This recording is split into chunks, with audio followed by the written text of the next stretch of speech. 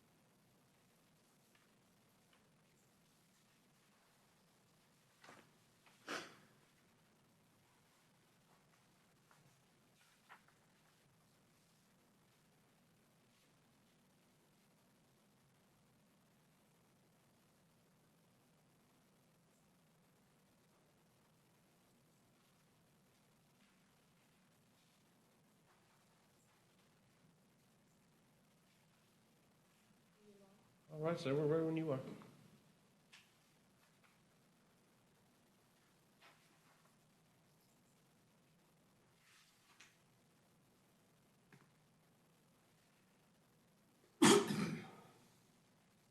You good to go, sir? Oh, okay. Yes, sir. Welcome to the November 22nd, 2021 meeting of the Jefferson County Board of Zoning Adjustments. This Board of Zoning Adjustment is a 5-member board, and it takes 3 affirmative votes are required for approval of any variance request. For anyone addressing the board today, please give us your name and address for the record and tell us what your hardship is or what your objection to the case may be. You will be given our decision today verbally, and you will receive our decision in writing within 10 days. Zoning approvals can be issued immediately following the hearing in our office at room B200. However, you will be first required to obtain a permit from the Jefferson County Health Department if your application involves connection to a septic tank, or Jefferson County Environmental Services Department if your application involves connection to sanitary sewer. If anyone disagreeing with the board's decision today, you have 15 days in which to file an appeal with the circuit court. Also, we'd ask that you silence any electronic devices during the hearing. Thank you. Our first case today will be A21-0023. It's International Investments, LLC. Isaac David's the applicant, and he's requesting a variance to allow a resident to be constructed 5 feet from the side property line in lieu of the minimum 15 feet. It's in agricultural zoning, and it's located at 2381 Grants Mill Road, Birmingham. Michael, would you like to present the case? Yes, sir. This, again, is a request for a 5-foot, or to allow a 5-foot building setback where 15 feet would normally be required. The site plan shows where the house footprint is going to be located that close to that property line. That property line is shared with U.S. Steel property. That's just large vacant tracts that's undeveloped. But taking a look at what's going on with the property itself, you have a large floodplain. You've got even floodway that extends onto a portion of this property. You've also got some challenging topographical issues, particularly as it's related to where the access drive is, and again, where it would be possible or even feasible to put a house. And this is actually on part of the highest points on the property, and this point also has a view of the river itself. The house and all that will be located outside of the floodplain. Again, given the topographical challenges and the presence of some environmentally sensitive areas, staff has recommended approval of this particular request, citing that there is a hardship with the land. Is the applicant here today? Ma'am, would you come up and state your name and address?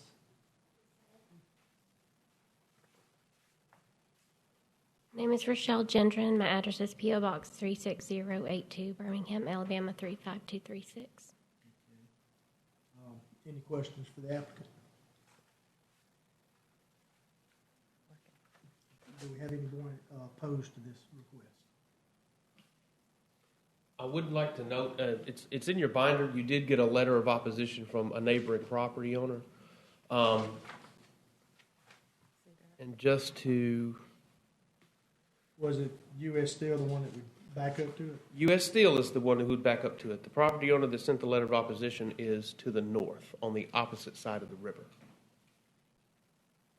Is there an easement to the property? It doesn't look like it touches Right. Grant's Mill. Correct. There's a drive that extends from Grant's Mill that provides access to the property. You see it, you kind of see it barely through that floodplain right there.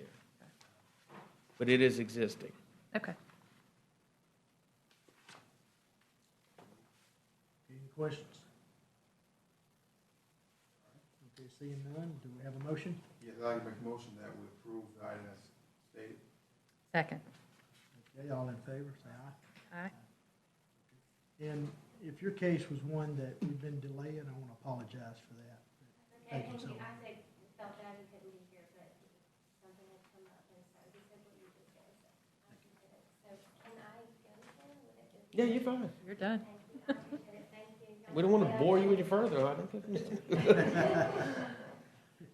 Okay, our next case will be A21-0024, David and Kimberly Gallo, applicant David Gallo. It's a variance for terms of zoning regulations to allow an accessory structure or storage building to be constructed in a recorded subdivision prior to the establishment of a primary residence. It's to allow a 25-foot by 8-foot camper and to allow a 25-foot by 8-foot camper as a temporary residence while the construction of the home is being done. It's in agriculture zoning with the address at 6650 G and H Road, McCalla. Is the applicant here today? Yes. Okay, we're going to let Michael present your case and then you can come up. Again, it's been, seems almost typical, at least once every couple of months, that we get a request for these accessory structures in recorded subdivisions. And just to remind the board, prior to 2003, this regulation was in effect, and after 2003 is when we finally started enforcing our subdivision regulations. So now we have a lot more subdivisions that are out there because we're actually doing what we're supposed to be doing with requiring people to properly divide their property. With that being said, it's every time this sort of case has come before the board has approved it. We've had several within the past year, and quite frankly, this is one of the regulations that staff and the Planning Commission, as well as the County Commission, needs to go back through and work on revising. Given the size of this property, it's fairly remote. We didn't see an issue with granting the variance for the accessory structure. With regards to the use of the camper as a temporary residence, if the camper were 7 more inches long, we could treat it as a mobile home, and we could permit a mobile home by right in that zone. And so that's why we worded it as a variance from the terms of the zoning regulations to essentially allow it to be a mobile home. Staff has recommended approval of this particular case, given that consideration, and with a stipulation that after 2 years upon the issuance of the certificate of occupancy, to permit the mobile home for a maximum of 2 years, and upon the obtaining of a certificate of occupancy, if that should happen before that 2-year time period is done. You have anything you want to add? Do you have anything you want to add to what Michael said? No, sir, other than also the shop that I'm building, the main reason we're building it is because we have to get everything out of our house that we have now, put it somewhere so we can sell it, so we can build it. So that's the biggest reason. Yeah, if you don't mind, who would step up and give your name and address where she can? Yes, sir. It's David Gallo, 7748 John Pelham Trail, McCalla, Alabama, 35111. Do we have anybody opposed to this? Seeing none, do we have any questions from the commissioners? Can I make a motion that we approve the item as stated? Okay, we have a motion, do we have a second? Second. All in favor? Aye. Thank you very much. Variance has been Is granted. that it? All right. There you go. Thank you. Thank you.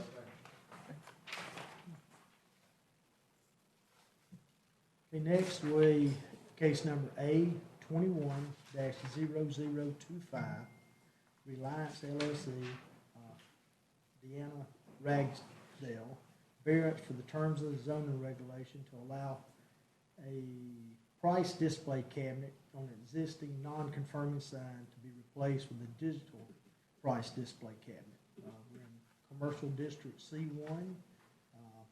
The address is 100 Alliance Road, Bessemer. Applicant here? I don't believe so, no. Okay. Michael, you want to present this case? Sure. Recently, well, within the past few years, we've changed our sign regulations a couple of times. And so now the current regulations require only monument signs, except for when you're adjacent to U.S. highways or along interstate highways. And so what we have is a whole lot of non-conforming signs that are out there. And so at any point in time when there's a change to the structure of the sign itself, which in this instance they've got cabinets that they will be removing, and then they want to replace it with an electronic model, thus jeopardizing or challenging the non-conforming status. Essentially, they would have to take that sign down and put down a monument sign on the ground, which in this particular instance, traffic engineering prefers them to have a pole sign, just due to the line of sight and everything else. So by granting this variance, what would happen is they would be allowed to modernize their sign just with the digital display. We'll also note that these digital displays are only allowed by special use permit by the Planning and Zoning Commission, and they approved it at their last hearing. Do we have any opposition to this case? Seeing none, any questions from the commissioners? Seeing none, can we get a motion? Motion to approve the item. Second. Okay, we have a motion and a second. All in favor? Aye. Okay, that variance is approved. Next up will be case number A21-0026, Engineered Polymer Solutions, doing business as Sherman-Williams, applicant Kyle Johnson. This is a variance for the terms of the zoning regulation to allow a storage facility to be constructed 25 feet from the side property line shared by the railroad right-of-way, and in lieu of the minimum of 35 feet. We're in I-2 Heavy Industrial, located at 90 Carson Road, Birmingham, Alabama. Is our applicant here today? Okay. We'll let Michael present your case, and then if you have anything more you want to add. This is a case to permit an accessory structure of a storage facility that's used in conjunction with the business or the industrial operation that's going on the site. Where they're planning on locating, or where they're attempting or trying to permit to locate, is, if you look at the cursor, is right in this area between the two buildings. Okay, and if you'll notice, a lot of the site itself is built out, and it goes over 3 or 4 tax parcels right here, and then you've got your parking areas.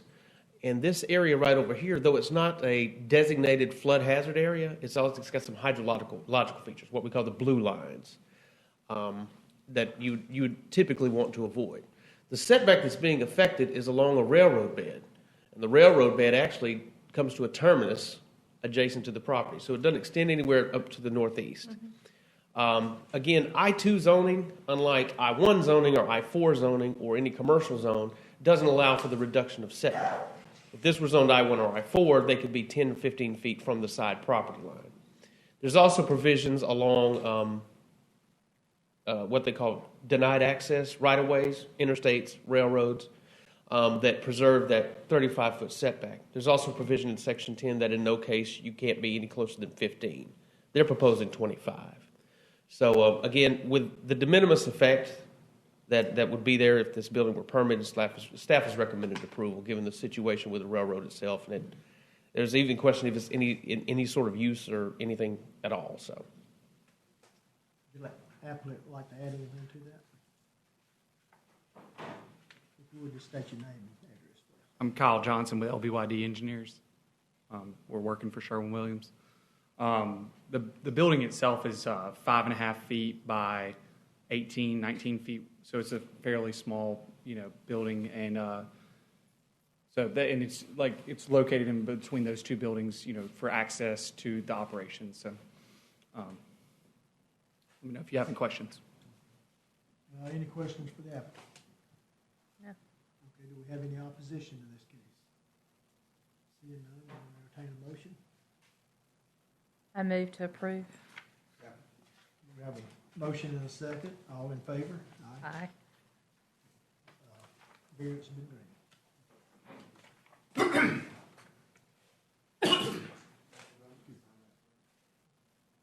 No, we got you. Okay, next up is case 21-0027. Leah Nicole Gamble and Scott Gamble is the property owner, applicant Robert Gamble, and they're requesting a variance to allow a residence to remain 8 feet from the side property line in lieu of the minimum 15 feet. We're in agriculture zoning, and we're located at 8106 Brooks Road, Morris, Alabama. Michael, would you like to present this case? Yes, sir. This is a situation where residential construction has commenced, and once they've turned in a foundation survey, we've realized that they were short of that side setback. Okay, there's not really any sort of topographical issue. There's no floodplain. There's no real hardship as it relates to the land in this instance.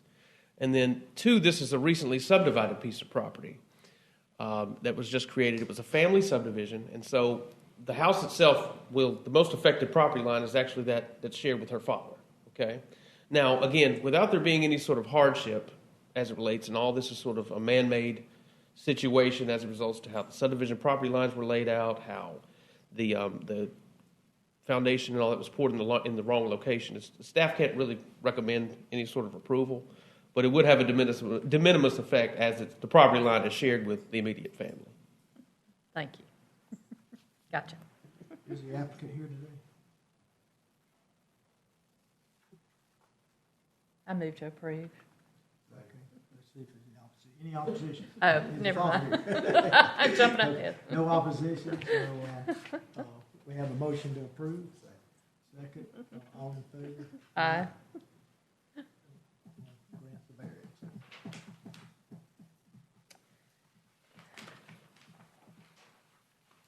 Okay, next up is case number A21-0028.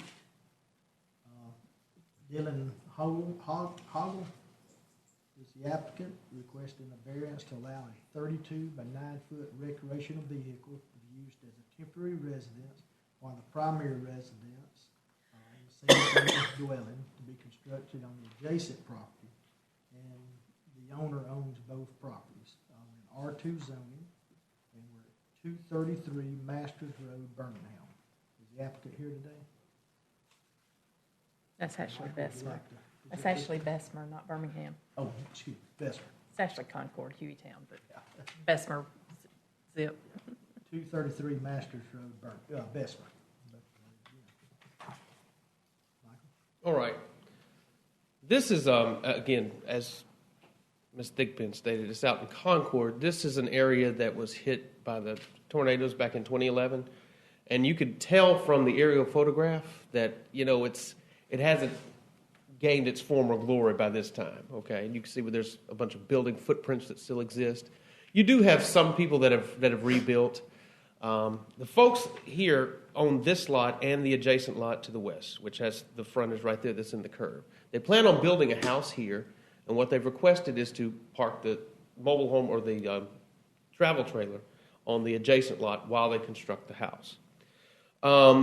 Unlike the previous case today, for instance, this is not agricultural zoning. This is single-family residential zoning that allows for various densities, everything else. We have permitted modular homes post-tornado in this particular area at a couple of locations. One was down Hadley Lane, and the other two were on Easy Street. I believe that's one of them right there. The other one was never constructed upon. Okay? Excuse me, looking back, the board has a mixed history of precedent with regard to these sorts of requests. I could find a record of 4 cases since 2000 where we've considered allowing mobile homes for temporary purposes under construction. 2 were approved, 2 were denied. I couldn't really get a good grasp on why there were some that were approved and why there were some that denied. Just is what it is. With this being a use variance, we also look to the comprehensive plan of the county. And in this instance, back when we went into Concord post-tornado to try to devise, what do we want our community to look like, there was sort of an overwhelming resoundment that we wanted to try to do everything we could do to try to keep mobile homes out. Again, in consideration of this case, citing the land use plan, citing the mixed precedent, citing the fact that we haven't permitted any sort of mobile homes out this way. Again, the case doesn't really have any merits for approval. If you were to consider approval, it would be prudent, just like the previous case, to allow maybe upwards of 2 years and/or the issuancy of the certificate of occupancy for the house and the adjacent lot. Of course, that's of your purview. Michael, I got a question. Sir? If he didn't live in the recreational vehicle, would it be okay to park it there? He would be okay to park it there, yes. And the way that we kind of cut that off is, one, we'll ask, or we'll let them know that, hey, you can't occupy this here. The second thing is that we don't allow any sort of septic connection, because a lot of times they'll have to go through the health department to get, and quite honestly, if we were to receive a complaint or a request for this sort of nature somewhere from the public, we would get the health department involved, because the question is, where's the septic going?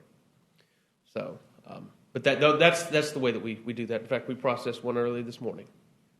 And he's showing not to hook on the septic, he's showing just a holding tank? Well, he's gonna hook up to the septic for this site, but I think that he's gonna work with the health department and maybe even use the same septic that may be there for the house.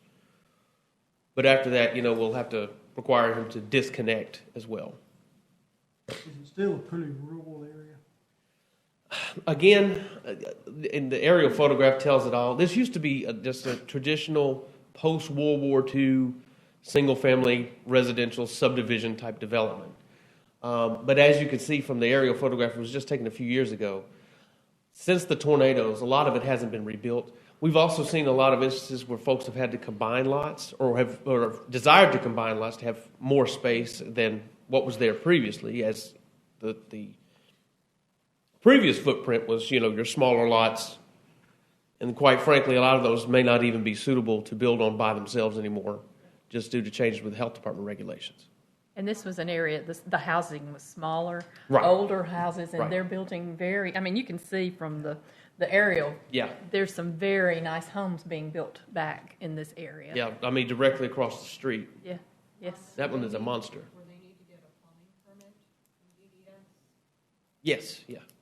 Has he pulled his permits for the house yet? I don't believe so, no. Let me ask you a question. Sir?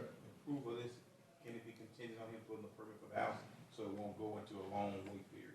Well, right, again, and if you were to That's approve 2 it, just like the previous case, you may want to approve it for a year, 2 years, or if they were to be issued a certificate of occupancy in the meantime, whichever comes first. That's what I was thinking. Okay. Okay, any more questions? Any motion? I'd like to make a motion to approve. With the stipulation? Stipulation. Stipulation that they have the permit for within a year after approval. Or you mean the permit or the certificate of occupancy? They have the permit, the building permit. Get the building permit. Building permit within, I would say 6 months after approval. Even 3 months could be more appropriate, I guess. 3 months after approval, and having the modular unit removed within 2 years, I think it's the other. Or upon the certificate of occupancy, Certificate of occupancy, whichever comes first. and that's come first. Okay, so and have it, or the cease the use of it for resident. Use it, Gotcha. yeah. It's actually for parking, not using. Yeah, that'll be fine. We can do that. Okay, second. Should we add that he would have to go ahead and have it approved for the septic tank instead of it not having we wouldn't want a holding tank. Correct. And he's been informed of that. Okay, we have a motion and a second, all in favor? Aye. Aye. I'll see those stipulations. All right. Okay, next up is A 21-0029, Robert Vickers Senior, owner, applicant Jerry Murphy Construction and Renovation Solutions. It's a variance in terms of zoning to allow a house that was destroyed by a tornado to be reconstructed 50 feet from the center line of Oak Street and 10 feet from the side property line in lieu of the required 15 feet. To allow the recording of the subdivision lot having 6,995 square feet in lieu of the 43,560 square foot, 1 acre minimum lot size. For an agriculture zoning and located at 4028 Oak Street, Birmingham. Our applicant here for this one. Okay, Michael, you want to present this case? All right. If you all will recall back in August, the last time we met, we had one case on the agenda, and it was actually for this property to the southwest. Okay? This area was decimated by the tornadoes from earlier this year in January. These folks are, again, similar to the adjacent property owner, are wanting to just rebuild. This area is zoned A1, but all of the lots are far less than an acre. It's just old, non-conforming. This property was erroneously subdivided at some point between the 70s and 80s. It was once part of a lot of record with the property to the northeast. It was all family members, and that this portion was deeded off. They were granted permits at the time because, again, the county wasn't enforcing their subdivision regulations. So they're going to have to plat out a one-lot subdivision just to get it recorded. And because it's going to be less than the 15,000 square feet, that's the element. That's that portion of the element of the variance. Again, nothing's really going to change with the size of the lot. It's just basically blessing what's been there all this time that's been permitted on. With regards to the setback variances, the lot to the southwest was granted 50 feet from center line. They're requesting 50 feet from center line to keep in line. And if you'll notice the side setback, and you can see this in the aerial photograph from the structure that was there in the past, they're requesting 10 feet in lieu of the required 15, but it appears as if the house that was previously on the property, if I can get my fingers to work right, was even less than that. My GIS measurements say it's probably about 5 or 6 feet. Of course, that's not completely accurate, but it gives you a good ballpark. So they're going to build back. If they were to be granted the variance, they would actually build back and be more in conformance than what they are now. So with that being in line, or with that going on, and given the precedent set on the adjacent property to the southwest, staff has recommended approval of this request. You know if it's on septic or sewer? It's septic. It is on septic. And in fact, the adjacent property had some issues with finding where the septic is, and I believe they had to get an easement on the adjacent property, which, again, these folks will have to work something out with the health department to get that done.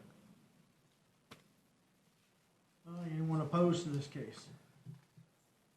Seeing none, do commissioners have any questions? Have any motions? I move to approve. First, a motion and a second. All in favor? Aye. Aye. Approve that case.